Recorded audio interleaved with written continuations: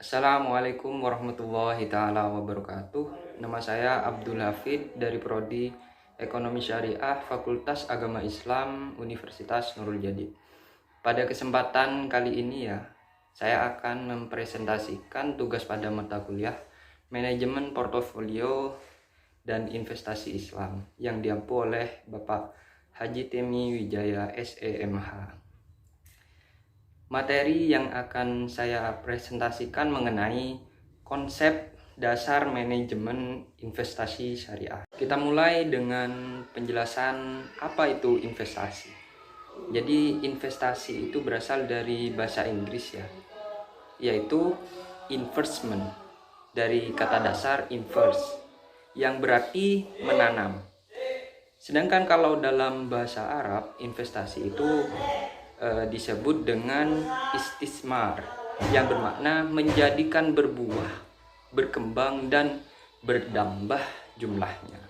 Sedangkan dalam kamus istilah pasar modal keuangan, investasi itu diartikan sebagai penanaman uang atau modal dalam suatu perusahaan atau proyek untuk tujuan memperoleh keuntungan, meskipun terkadang buntung atau rugi gitu. Karena investasi ini merupakan jenis kegiatan yang tidak pasti. Jadi dari paparan yang tadi itu bisa ditarik kesimpulan bahwasanya investasi itu adalah kegiatan menanam modal dengan harapan akan mendapat suatu keuntungan di kemudian hari gitu. Jadi investasi ini merupakan kegiatan yang sangat berisiko gitu. Karena berhadapan dengan dua kemungkinan yaitu untung dan yang kedua itu adalah rugi gitu. Artinya ini ada dua unsur ketidakpastian gitu. Jadi dengan demikian perolehan kembali suatu usaha itu tidak pasti dan juga tidak tetap. Suatu saat mungkinlah mengalami keuntungan yang banyak gitu. Bisa saja mendapat keuntungan yang sedang-sedang saja atau lumayan gitu. Bisa saja hanya kembali modalnya, dan yang paling parah itu bisa saja bangkrut atau kena tipu gitu. Lalu bagaimana pengertian investasi dalam Islam?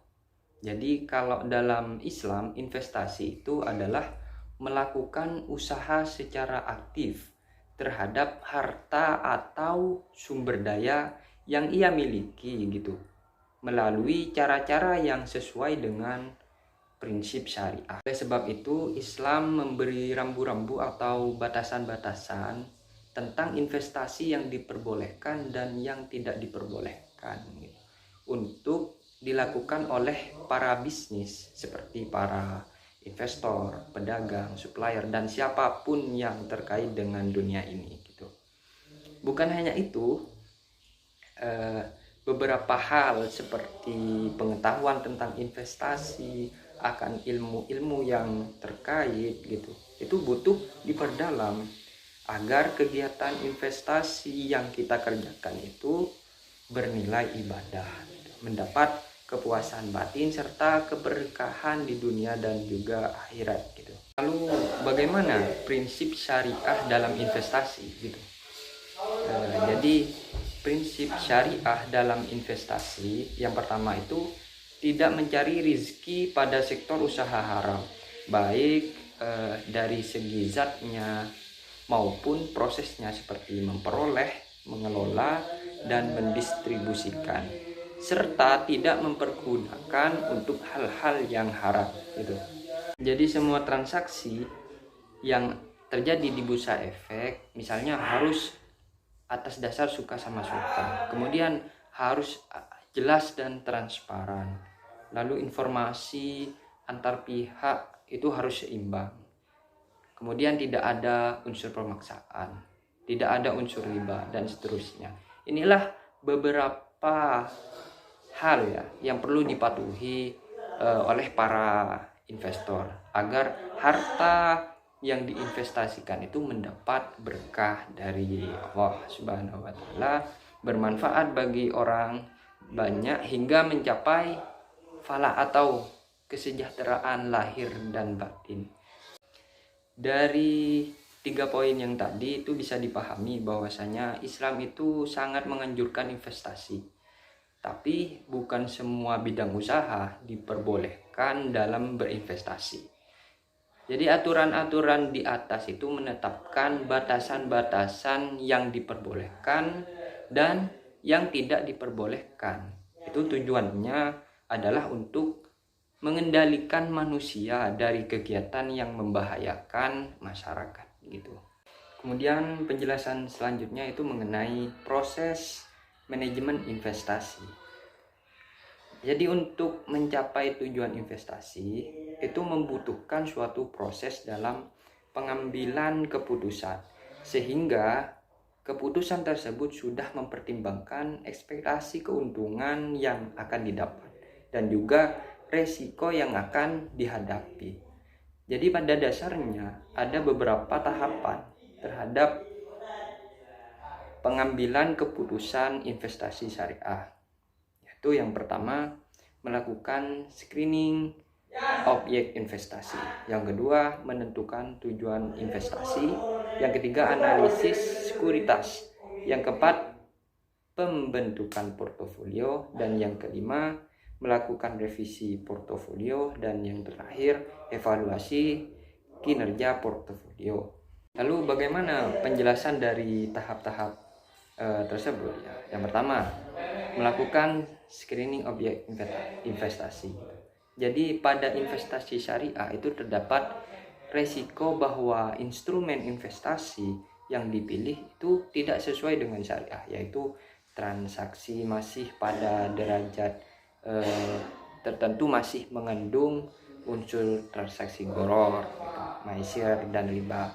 Jadi instrumen investasi syariah memiliki instrumen yang terbatas gitu, dalam melaksanakan teknik hedging atau lindung nilai tukar gitu. Kemudian selanjutnya mengenai menentukan tujuan investasi. Jadi dalam tahap ini investor itu menentukan tujuan investasi dan kemampuan atau kekayaan yang dapat diinvestasikannya gitu.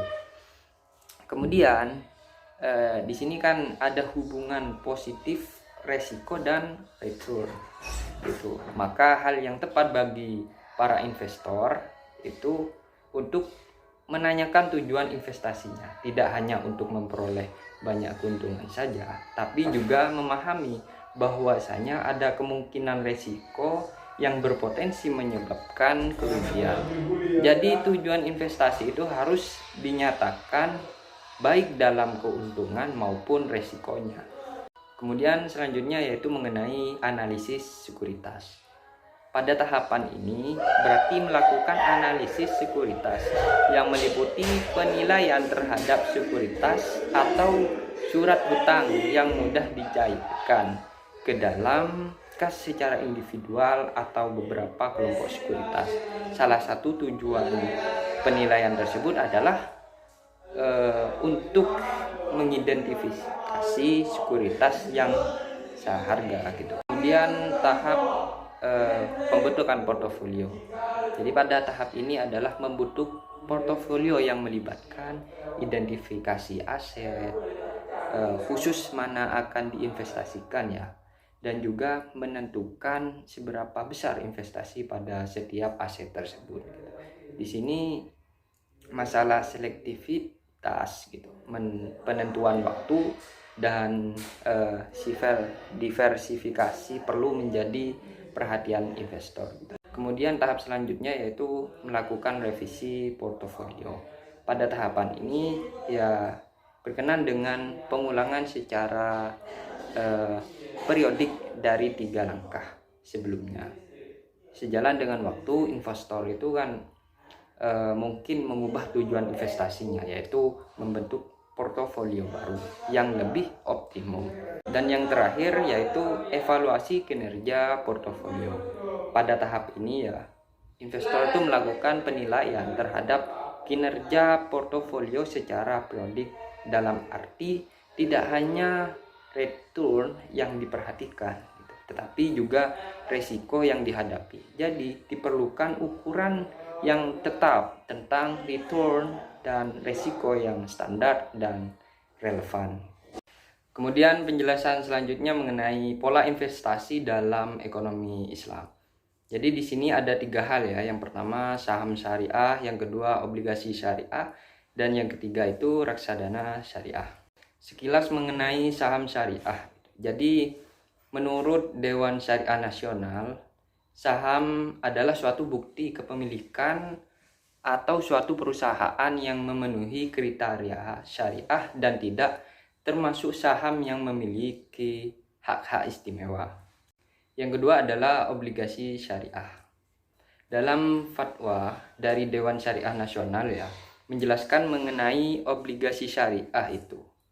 Obligasi syariah ini adalah suatu surat berharga dalam jangka panjang berdasarkan prinsip syariah yang dikeluarkan komite kepada pemegang obligasi syariah berupa bagi hasil serta membayar kembali dana obligasi pada saat jatuh tempo. Kemudian yang terakhir adalah reksadana syariah. Reksadana syariah ini adalah produk investasi berupa kumpulan aset atau portofolio ya, yang dikelola oleh manajer investasi. Jadi aset reksadana itu dapat berupa saham, obligasi, surat berharga, hingga deposito yang semuanya dijalankan dalam prinsip syariah. Itu saja yang bisa saya jelaskan mengenai konsep manajemen investasi syariah. Kurang lebihnya mohon maaf. Wassalamualaikum warahmatullahi wabarakatuh.